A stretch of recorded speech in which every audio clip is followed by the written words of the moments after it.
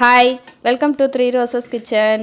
இன்றைக்கி நம்ம என்ன செய்ய போகிறோம்னு பார்த்தீங்கன்னா, ரொம்பவே ஒரு சூப்பரான பாகற்காய் குழம்பு தாங்க செய்ய போகிறோம். எப்படி செய்கிறதுன்னு வாங்க வீடியோக்குள்ளே போய் பார்க்கலாம்.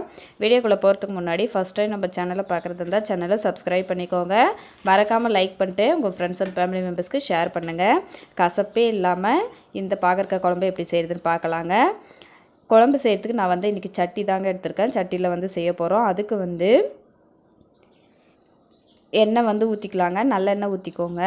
ஊற்றிட்டு நம்ம வாஷ் பண்ணி வச்சுருக்கிற இந்த மாதிரி ரவுண்ட் ரவுண்டாக கட் பண்ணி எடுத்துக்கோங்க. பாகற்காய் இந்த எண்ணெயில் நம்ம நல்லா பொரித்து எடுத்துக்க போகிறோம்.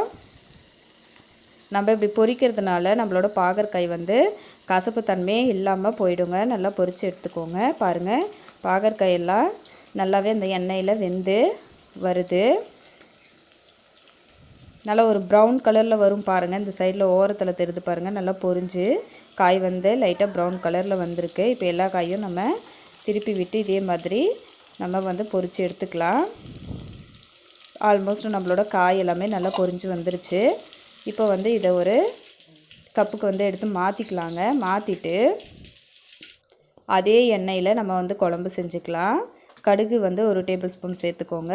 கடுகு பொரிஞ்சதும் சின்ன டேபிள் ஸ்பூன் தான் நான் யூஸ் பண்ணியிருக்கேன். அதே டேபிள் ஸ்பூனில் ஒரு டேபிள் ஸ்பூன் ஜீரகம், ஒரு டேபிள் ஸ்பூன் வெந்தயம் சேர்த்துக்கலாங்க. இதெல்லாம் நல்லா பொரிஞ்சதும் 2 பெரிய வெங்காயம் நான் பொடி பொடியாக கட் பண்ணி வச்சுருக்கேன். அதை சேர்த்துக்கலாம். சேர்த்துட்டு இப்போ வெங்காயத்தை நம்ம நல்லா வதக்கிக்கலாங்க. வதக்கிட்டு கூடவே பார்த்திங்கன்னா பூண்டும் சேர்த்து வதக்கிக்கலாம். ஒரு கொத்து கருவேப்பிலையும் சேர்த்து வதக்கிக்கலாங்க.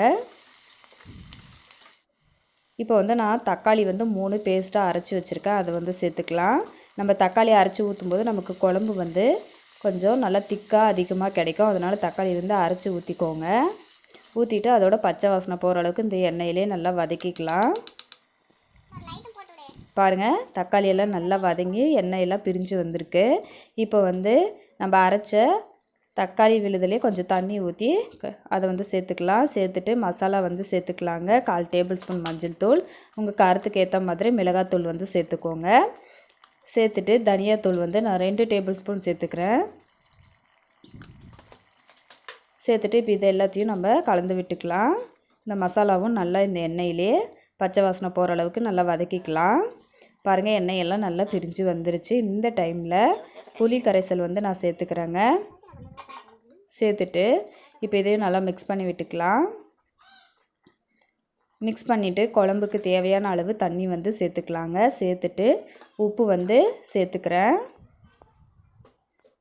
சேர்த்துட்டு இது நல்லா கொதித்து வருது பாருங்கள். இப்போ இந்த டைமில் நம்ம பொரித்து வச்சுருக்கிற பாகற்காயை சேர்த்துக்கலாம்.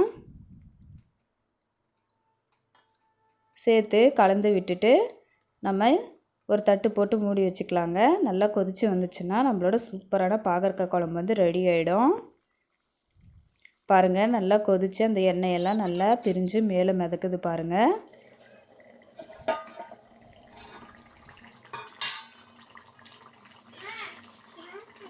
சூப்பராக நம்மளோட பாகற்காய் குழம்பு ரெடி ஆகிடுச்சு. ஸ்டவ்வை ஆஃப் பண்ணிக்கலாம். ரொம்பவே சூப்பரான பாகற்காய் குழம்பு ரெடி ஆகிடுச்சுங்க. கொஞ்சம் கூட கசப்பே இல்லாமல் குழந்தைங்களெல்லாம் ரொம்பவே விரும்பி சாப்பிடுவாங்க. கண்டிப்பாக நீங்களும் ட்ரை பண்ணி பார்த்துட்டு உங்களோட கமெண்ட்டை சொல்லுங்கள். மறக்காமல் சப்ஸ்கிரைப் பண்ணிக்கோங்க.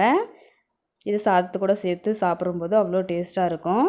தேங்க்ஸ் ஃபார் வாட்சிங்.